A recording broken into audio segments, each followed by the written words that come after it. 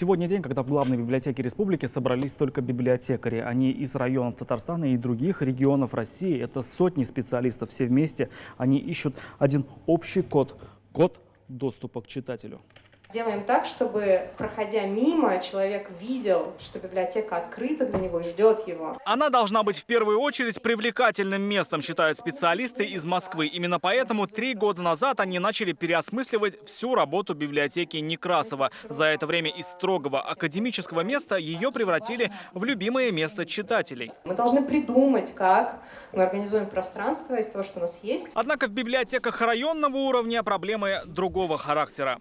Самая большая проблема для нас, библиотек, я все-таки думаю, это комплектование книжного фонда.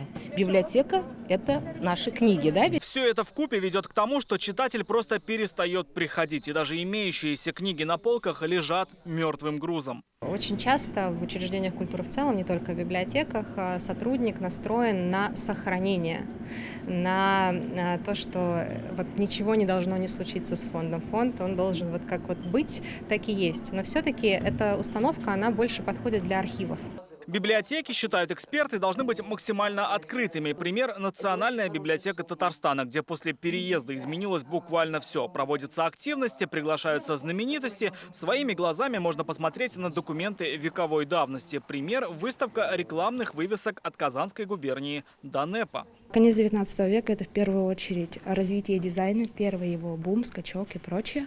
А 20 век – это когда это уже дошло до России, собственно, Советского Союза. И, собственно, поэтому мы и видим здесь такие вот очень явные трансформационные признаки. Эта выставка и много других открыты в рамках библиотечного фестиваля «Текст». Мы сейчас очень интенсивно делаем все возможные виды самой разнообразной работы для того, чтобы выводить фонды.